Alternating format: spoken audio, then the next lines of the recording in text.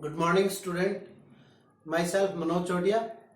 अपन पढ़ रहे थे मानव में युग्मक जनन। युग्मक जनन को अपन ने दो भागों में विभाजित किया था, शुक्र जनन और अंड जनन। शुक्र जनन और शुक्राणु की संरचना हमने पढ़ ली थी। आज का अपना टॉपिक है अंड जनन या अंडाणु जनन। देखिए, शुक्र जनन और अंड जनन दोनों एक प्रकार की ही प्रक्रिया है। शुक्र जनन को अपन ने दो भागों में विभाजित किया था। कौन कौन से? गुणन प्रावस्था, वृद्धि प्रावस्था और परिपक्वन प्रावस्था या शुक्राणु निर्माण। उसके पश्चात शुक्राणु का यांत्रण।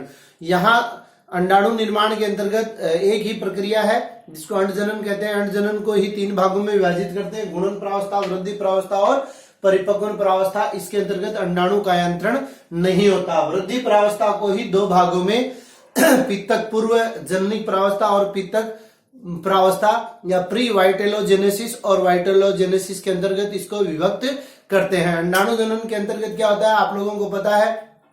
मुख्य मादा जन्नांग क्या होता है? अंडाणु होता है, अंडाशय होता है। मुख्य मादा जन्नांग अंडाशय होता है जिसमें युग्मक अंडाणु का निर्माण होता है। मादा के अंडाशय में अंडाणु जनन की क्रिया शुक्र जनन की तुलना में अधिक जटिल होती है, क्योंकि इसमें 4 अगुणित कोशिकाओं का निर्माण होता है, पित्तक का निर्माण होता है, पित्तक का संचय होता है। अंडाणु जनन के दौरान जननिक उपकला कोशिकाओं से पृथक हो जाती है तथा अंडाशय के वलकुट में प्रवेश करती है।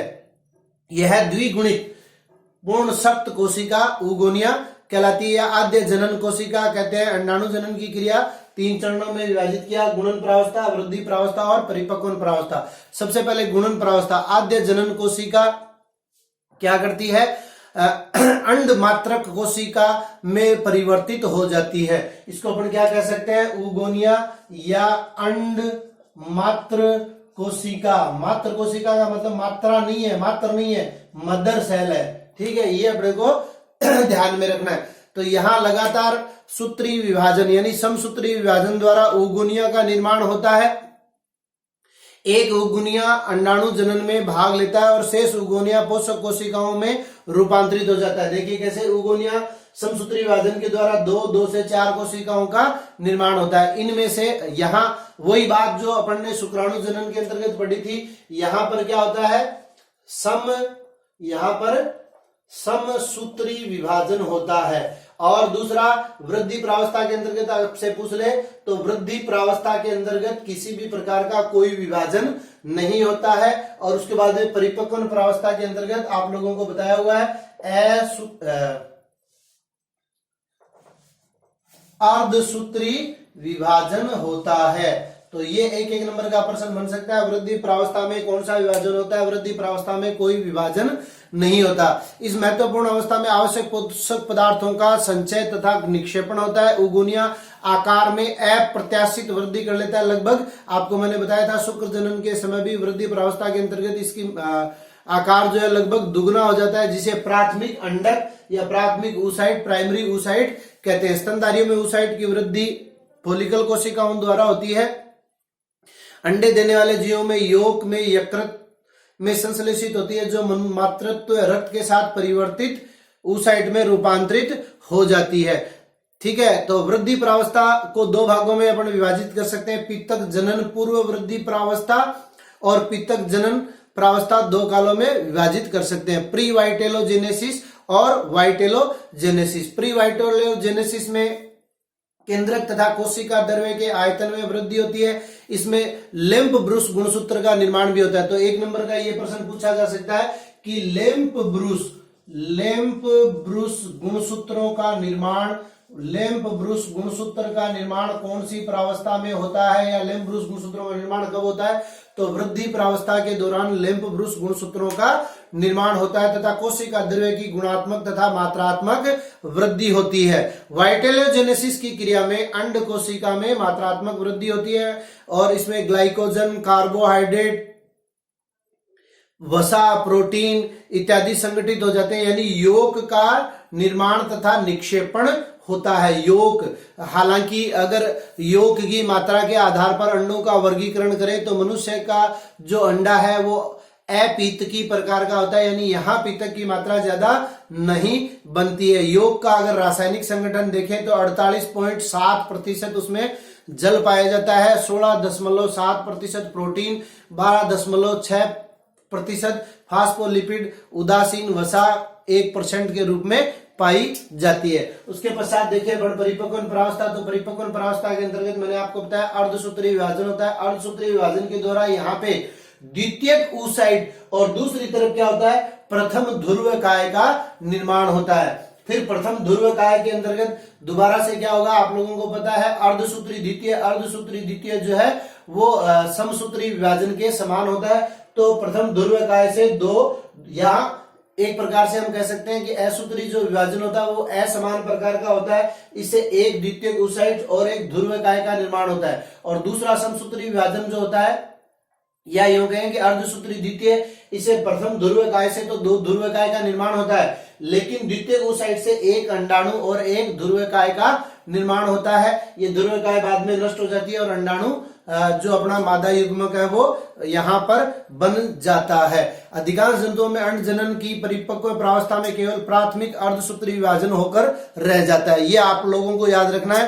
अंड जनन की क्रिया के दौरान प्रथम अर्धसूत्री विभाजन होकर रह जाता है तथा शेष प्रक्रिया निषेचन तक प्राय स्थिर रहती है। या यूं कहे कि जब मादा शिशु भ्रूण अवस्था में होती है तब तक यह क्रिया हो जाती है और उसके पश्चात द्वितीय अर्धसूत्री विभाजन जो है वो निषेचन के समय होता है। प्रत्येक प्राथमिक oocyte कणिकीय कोशिकाओं से घिरे हुए रहते हैं, जिन्हें प्राथमिक पुटक कहते हैं। ये आप लोगों को पता है, अपन ने अंडाशय की संरचना पढ़ी थी तब अपन ने पढ़ा था, ठीक है ना। मादा के द्वारा अंडाशय में लगभग 6 लाख से 8 लाख तक प्राथमिक पुटक कोशिकाएं मौजूद रहती है। और ये पुटक कोशिकाएं क्या करती है, आप लोगों को याद होगा अपन ने अंडाशय के अंतर्गत बनाया था। पुटक कोशिकाएं क्या करती है, इस प्रकार से अंडाशय को चारों ओर से घेर लेती है, ठीक है। और पहले प्राथमिक स्तर का निर्माण करती है, फिर द्वितीयक स्तर का, फिर तृतीयक स्तर का निर्माण करती है। या अपन यूं कहे कि थीका से ये घिर जाते हैं, द्वितीयक पुटिका कहलाती है। जल्द ही यह पुटिका तृतीयक पुटिका और तृतीयक पुटिका से ग्राफियन पुटिका में रूपांतरित हो जाती है। और रूपांतरित होने के पश्चात परिपक्व अवस्था में आने के पश्चात अर्थात इस प्रकार से अंडाणु को पुटक कोशिकाएं घेर कर क्या कर लेती है, एक ग्राफियन पुटक का निर्माण करती है और इसमें एक गुहा का भी निर्माण हो जाता है। और उस गुहा में एंट्रम नामक, इस गुहा को क्या कहते हैं, एंट्रम, और इसमें एक लिक्विड भी भरा हुआ रहता है। और अंडोत्सर्ग के समय, अंडोत्सर्ग का मतलब अंडाशय से अंडाणु का पृथक होना, अंडोत्सर्ग के समय ग्राफियन पुटिका फट जाती है और अंडाणु बाहर मुक्त हो जाता है। और अंडाणु मुक्त होने के पश्चात ये ग्राफियन पुटिका आप लोगों को याद होगा किस में रूपांतरित हो जाती है, कार्पस ल्यूटियम में। और कार्पस ल्यूटियम गर्भावस्था के दौरान बना हुआ रहता है, जिसके द्वारा विभिन्न प्रकार के हार्मोन प्रोजेस्टेरोन एस्ट्रोजन का स्राव किया जाता है। और अगर निषेचन की क्रिया नहीं होती है तो यही ग्राफियन पुटक जो है कार्पस ल्यूटियम जो है वो कार्पस एल्बिकेंस में बदल जाता है। तो यह प्रक्रिया अंडोत्सर्ग की जो प्रक्रिया है प्रत्येक 28 दिनों के पश्चात दोहराई जाती है। अर्थात ग्राफियन पुटक का निर्माण हुआ, अंडाशय मुक्त हुआ, फिर अंडवाहिनी में आ गया। और अगर निषेचन की क्रिया नहीं होती है तो गर्भाशय के द्वारा टूटकर रक्त स्राव के रूप में ये बाहर निकल जाता है। तो यह प्रक्रिया प्रत्येक 28 दिनों के पश्चात दोहराई जाती है, जिसे अपन अंडजनन की क्रिया कहते हैं। तो इस प्रकार से अपनी ये अंडजनन की क्रिया संपन्न होती है। उसके पश्चात है स्तनधारी का अंडा, अपनी लास्ट टॉपिक है इस पार्ट का, अंडे की संरचना। तो वो देख लीजिए आप, स्तनधारी का अंडा संरचना आप लोग देख लीजिए। स्तनधारी का अंडा अपीत की तथा समपीत की प्रकार का होता है। इसका व्यास 100 से 150 μm तक होता है। अंडाशय में निर्मित अंडाणु पूर्ण परिपक्व नहीं होता है। यह द्वितीयक oocyte होता है। केंद्रक बड़े आकार का जंतु गोलार्ध की तरफ अवस्थित होता है।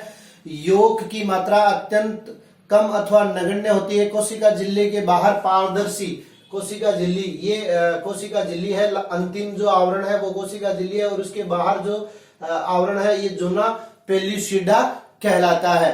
अकोशिकीय जोना पेलिसिडा नामक आवरण पाया जाता है। जोनो पेलिसिडा के बाहर फोलिकल कोशिकाएं पाई जाती है। ये सारी की सारी क्या है, पुटक कोशिकाएं। और पुटक कोशिकाएं एक आवरण का निर्माण करती है जिसे अपन कोरोना रेडिएटा कहते हैं।